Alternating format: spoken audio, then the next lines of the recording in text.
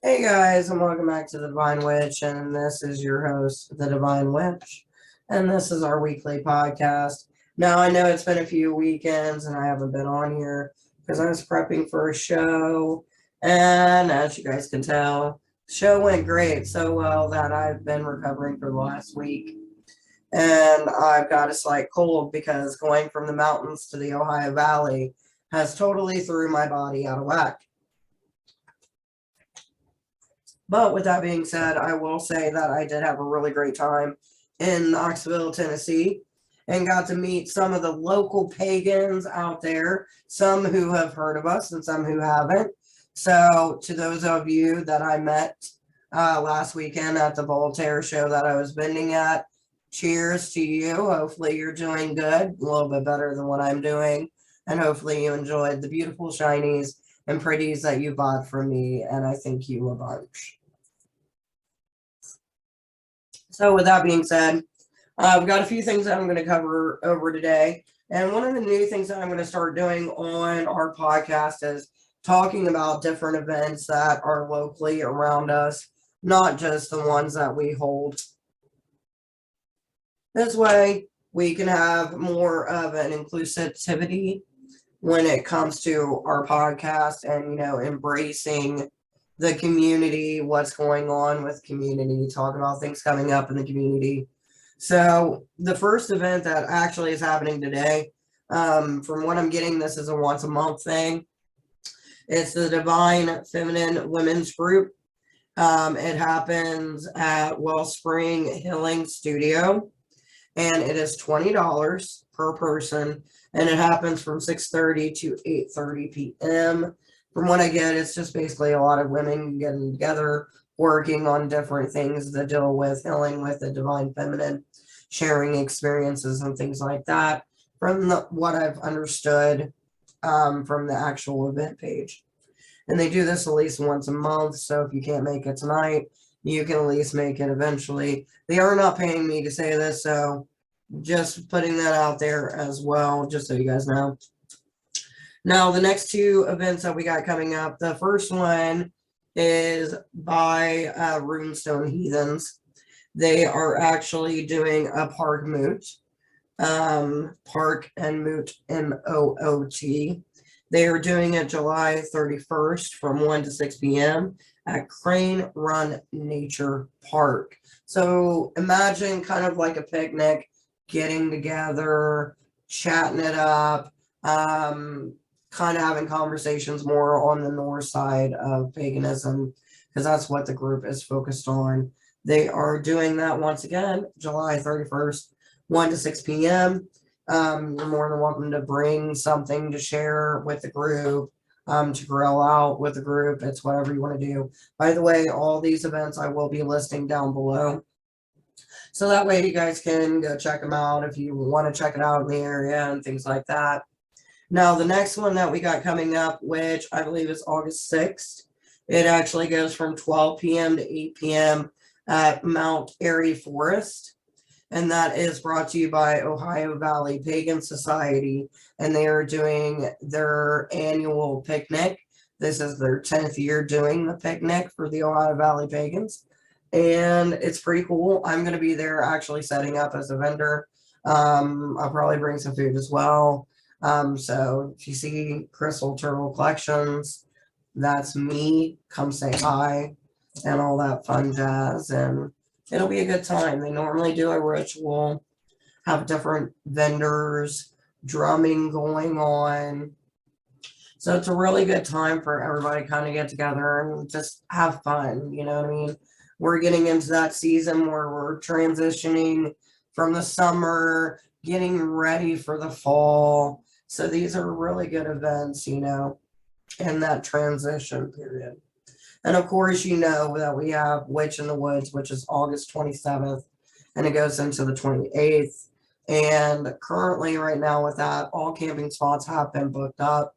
So if you do plan to join us, you can come and just chill throughout the day, leave whenever, or you can get a camping spot in Houston Woods, and you'll just be a little bit away from us. So it's up to you on what you wish to do.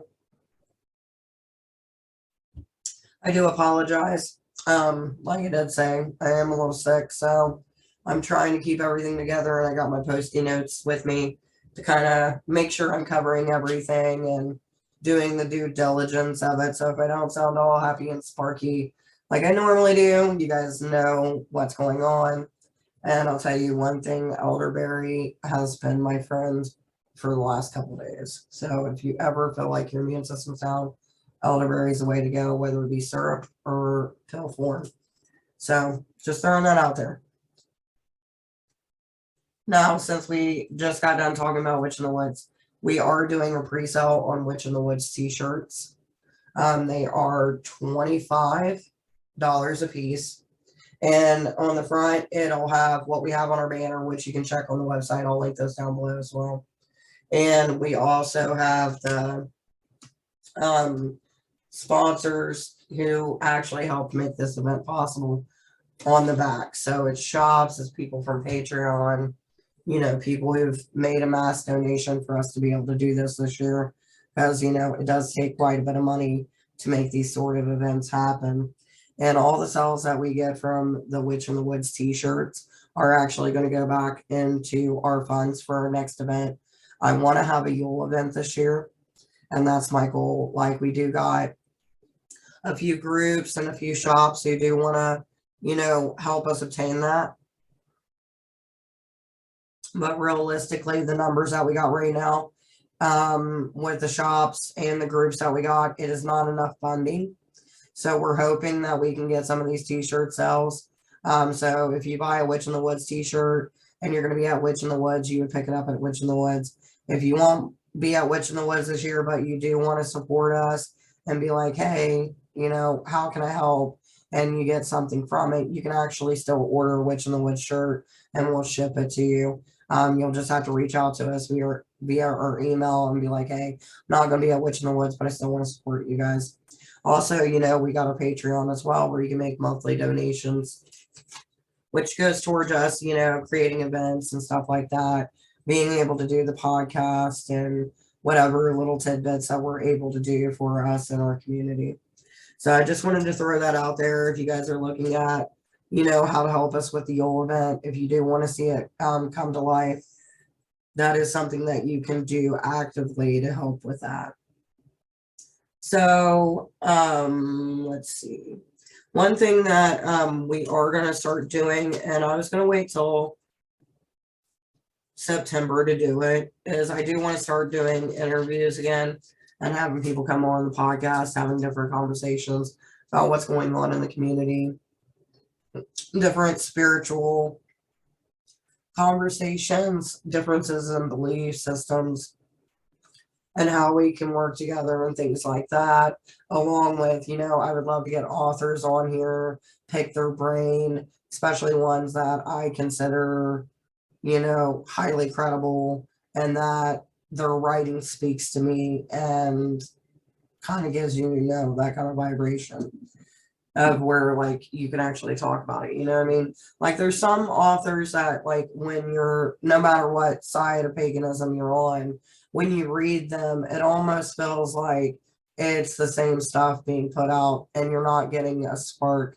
of the personality of that author. And when that happens, it gives me a hard time being able to connect with them and to have that mentorship from afar. Because that's basically what, when we read these books, what it is. It's like a mentorship from afar. You may not get to meet this person, but through the writing, it's like you get to know this person. Because you get to see certain mannerisms, you get to see how their dialect is, how they word things, and you get a sense of who they are. And that's the kind of authors that I like to personally read, which is why I love reading things by Astrea Taylor. By the way, I do apologize for me cutting in and out. My voice is partially here. But since I am speaking of Astrea Taylor, I'm going to finish my first thought with the interviews before I start diving into her. Now, when it does come to the interviews, we are going to have one come up in August. It is going to be with Heidi and Roger. They actually run Runestone Heathens here in Ohio. And we just kind of want to have a conversation and put that up before Witch in the Woods, because they will be doing the opening ritual ceremony, which I think is really cool. I've seen what they're doing. I've read the ritual. I've seen the hard work. Like, it's going to be a very beautiful ritual. And I can't wait for you guys to see it, because I've got to see bits and pieces of how it's being put together. And there's a lot of hard work being put into it. So I just want that to be acknowledged. And I kind of want to talk about, like, what their inspiration is for the ritual, what the inspiration was for their group, and just kind of get a sense of what they're doing, so that way everybody out here in Ohio and beyond can see the things that they're doing. And if they're having trouble finding information on something, maybe they can make a networking community, or maybe do an outreach of some sort, and people who are looking for that sort of heathenry home and want something that's not just the normal cookie cutter, this is what this is and that's what that is, but a loving environment where they can come, they can grow, they can learn, their views can change without being judged. Then, I want to support that, and I want to show that on our podcast. You know what I mean? When it comes to paganism, there's so many different parts to it, and you can always learn something new, which is what I try to do every day, is learn a little bit something new and admit when I don't know, which I think is one of the biggest hardships as pagans we face, because, to those who are not pagan, we're seen as the ones that have all this spiritual information, you know what I mean? And to those in the pagan community, once you get seen as this person that, knows about different spirituality, and you become that witch friend, so to speak, or that spiritual friend that your friends go to, it gets kind of hard sometimes to, like, get past your own bullshit, so to speak, because you realize that you're still learning. So it's a great little thing, and I can't wait to have them on. I was actually just talking to Heidi before I actually got on this podcast, so I did want to make that known. So, as I told you guys, I was talking about Astrea Taylor. I like the way that she writes. I've even read some of her books that aren't pagan related, and I loved it. I've actually got the book around here somewhere. I can't remember the title straight off my head, but I'll try to make sure to link it down below, so that way you guys can check her out on Amazon and see what kind of books that she has and things like that. But she's done one on air magic. If you're looking for pagan books, air magic she's done, which was just released not too long ago. Before that, it was intuitive witchcraft, or intuitive magic. I can't remember the exact title, which is one of my issues when it comes to that, but I do support her, and I have read her books, and it speaks to you in a way to where you get to know her. You get to know how she works, and it almost feels like you're being taken on a journey. Like, she's your guide, and she's just kind of showing you the way, and that's what I like. And apparently she has partnered up with Jason Mankey. Hopefully I said your name right, sir. I do apologize if I did not, and you happen to hear this in the future. Cheers to you, because you've done some fine works as well. I'll tell you what, cough syrup can help you, and at the same time hinder you, you know what I mean? But that's beside the point here. Jason has done a lot of different works too when it comes into the paganism spectrum and all that fun little jazz that we get into. But the book that they have collabed on is called Modern Witchcraft with the Greek Gods. Now, I heard about this when Astrea was doing kind of her book press tour for air magic. And I remember the day that we had an event. It was like a little picnic right after COVID, and things started lightening up slowly, but not quite yet. And we wanted to create an event where people could get together, but still have that space in between.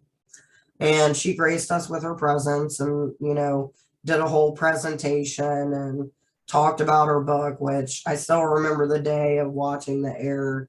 Just like it was one of those days where, like, when you're talking about something and you just see that magical sense of airiness around someone at the perfect moment. And she had brought up to me that she was writing this book, and I was talking to her about my experiences with Hades and how I work with him, because there's not really a whole lot of information on Hades when you're working with him. Things get lost, as we all know, through time. And sometimes things aren't really as open as they are with certain gods, because death was one of those things where it was shunned to work with spirits that deal with the dead to an extent, but they were also revered in the same sense that it's going to eventually happen, but it's kind of like an old wives' tale, you know what I mean? You don't want to talk about death because then you'll bring death, kind of thing. Maybe that's an Appalachian thing, but hopefully it makes sense for those that are out there. But we were talking about, and she was like, would you mind writing something from your perspective? I was like, yeah, I'd love to. She's like, there's not many people who work with Hades that we can find that have that sensibility, a practicality with Hades. I'm like, yeah, I'm more than happy to. And so I wrote a few things up and I ended up sending it to her. And I wasn't really sure if like it was going to end up in the book. I'm always one of those people that are like, I hope for the best, but I always expect the worst, like both sides of the spectrum, kind of, so to speak. But I just recently did see that it actually did make it into the book and got to see what it's going to look like as far as the cover and the contents. And I'm super fucking excited about it. It's one of those things where it's something small, but it brings you a sense of accomplishment. You know what I mean? Like, I've always worked with Hecate, and I would have loved to have written something about working with Hecate, but, at that time, it was Hades that needed to be represented, because everybody normally works with Hecate, so you can get quite a different spectrum of things when it comes to Hecate, but with Hades, it's a little bit different. Unless you're talking about in the sense of Persephone and Hades, and you'll see that pairing quite a bit, but nothing with like kind of like a Hecate Hades kind of collaboration. And sometimes you'll see it, but not a lot of times. So it was kind of interesting to write it, to share how Hades came into my life and just the things that I do to show my devotion. And to see it was just kind of awesome. So it does drop in December. Like I said, I'll leave all the information of her and also Jason down below, so you guys can go check them out. You can read some of their other books before this one comes out, but if you want to check it out, I'll be in there. So I just wanted to share that. That was my little moment of gloating, so to speak, when it comes to me in my life. So yeah. I'm excited to get my own copy of it, like just to see it and, be able to read it, see other people's interpretations. Because I do like books that showcase similarities but differences, and then the way gods communicate with each of us. It's never the same. Like, you can have two practitioners who follow Hecate, and there's similarities, but the road that they get taken on is different. But there will be similarities in that road that are similar to another. So it's a fun concept when you think about it in terms of spirituality and where it leads us, and how these different paths can take us on these journeys that we wouldn't even expect of ourselves. It was like a while back, I was talking to one of my students, and he was telling me, he's like, it's so crazy with Hecate that you can go from one magic system to another, but it's like she leads you to that magical system to learn what you need to learn from it. And then before you know it, you're in a different magical system learning something new. And, one of the things that Hecate is associated with is witchcraft or magic. And magic isn't just one thing. Magic is a little bit of everything. And when we think of certain gods or goddesses or spirits, we want to put them in the category in which they're known the most. So whether it be an Egyptian god or, whatever, or if you transcribe or believe in gods just transcend, which means their names change, but they're still the same gods as what they were from the beginning. So, you have all these different names. So let's say, for instance, with Hades, you got Hades with Pluto, and Pluto and Hades are both the same, but yet they're different. And you get more information with Pluto than you do with Hades. So it's like you get another side that wasn't told. And if you kept on going down, of course, you could say, if you went into like Christian mythology, well, is Hades Satan, or is Hades Lucifer, or whatever it may be. And it just depends on the ideology that you follow within your own spiritual path. But I do think that when it comes to certain energies, they do transcend, they grow, they morph into something new, because nothing really dies energy-wise. It just transforms. So the same could be said with those that have been worshipped as old gods. They may change in the way that they're worshipped or the way that they're seen, but they're still there. So it's fun concepts to play with when we're talking about this in a context of, spirituality and how movement of energy can change and shift. It's just like the energy shift that we obtain. Like when you're younger, you're like a clean slate. It's almost like a ball of purity. And then as you go on, you learn some things and you shape yourself, and the world around you shapes to fit the ideas that you have at the time. And then, before you know it, your ideals change. You're embracing more things in your life, other energies you're more accepting of. And it just kind of grows from there. And it's almost like, with having children, that sense of yourself grows because it took your energy to make that life come into life. So for each child you have, that's a piece of your energy that continues to grow and transform outside of oneself, which is a total astronomical concept if you think about it, especially when you get into ancestry and things like that, because from the first person in your family to who you are now, there is that first person from your family inside of you energetically. And we call it DNA, or we call it, hereditary, or whatever you wish to identify it as. But there is a piece of that original starter, so to speak, within you. And then you start to think about it like that. You start to think of like all these other people that came before you that followed in that line for you to be. And when you start getting into that, you start thinking of like, well, would this trait have been something that they would have had? Or does the way that like I'm independent have something to do with that, or is it more in the way of which I was raised? So it's interesting to see those. It's almost like when people see celebrities, but they also see like older pictures of them, and some call it soul travel, some will call it, reincarnation, which is possible.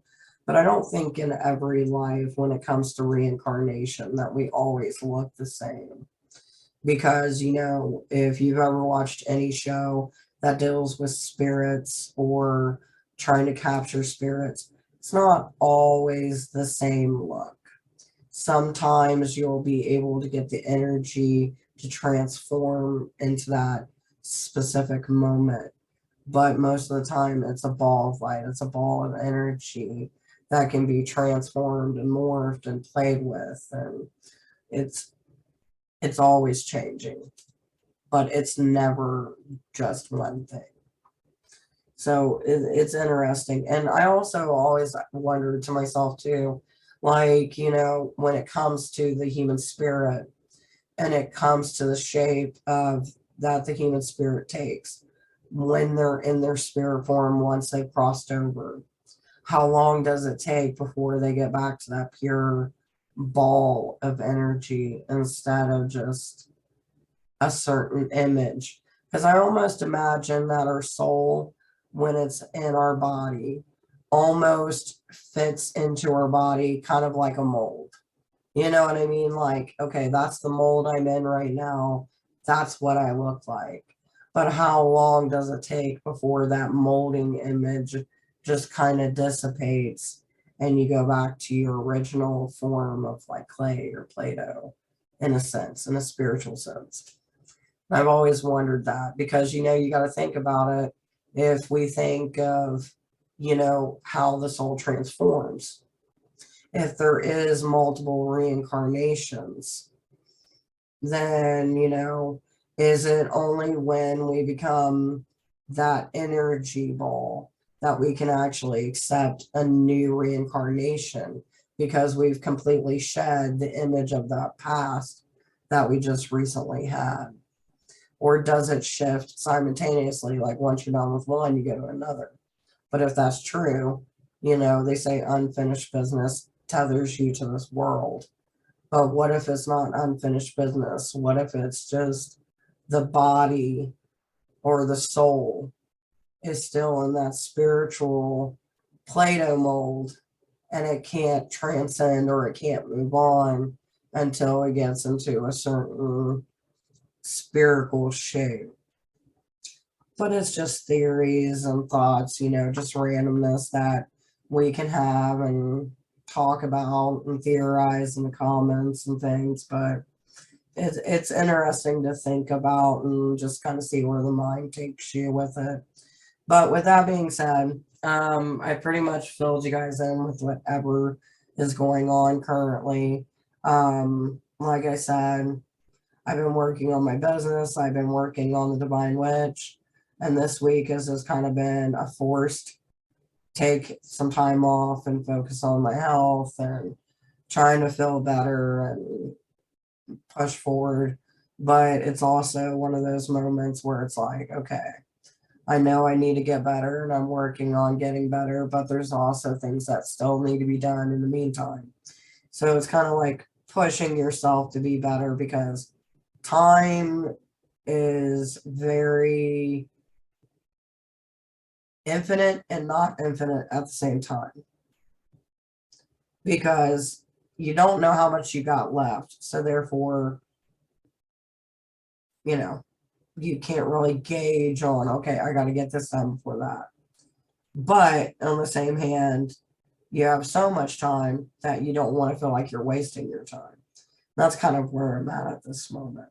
So that's what I want you guys to kind of think about is like, when it comes to your spiritual self, do you feel like you're just a shell that your soul is morphed into? Or do you feel like, you transcend this shape in every life that you live? Kind of curious to what other people's opinions are and things like that. But Also, just make sure to check out some of the events coming around to the local area. Like I told you guys, we've got the Devine Femme Women's Group, Wellspring Selling Studio, $20 happening tonight from 6:30 to 8:30. We've also got the Runestone Park-Moot, July 31st, 1 to 6 p.m., happening at Crane Run Natural Park. And we've also got Ohio Valley Pagan Picnic, Mount Airy Forest, happening August 6th from 12 p.m. to 8 p.m. And of course, Witch in the Woods is going to be August the 27th. So that does start at 12 p.m. and it does go into Sunday morning. We're asking everybody on the 28th to leave at least by 11 a.m. So with that being said, I will see you guys next week, and hopefully you guys enjoy your weekend. Bye-bye. And as always, remember, no two witches. Witch away.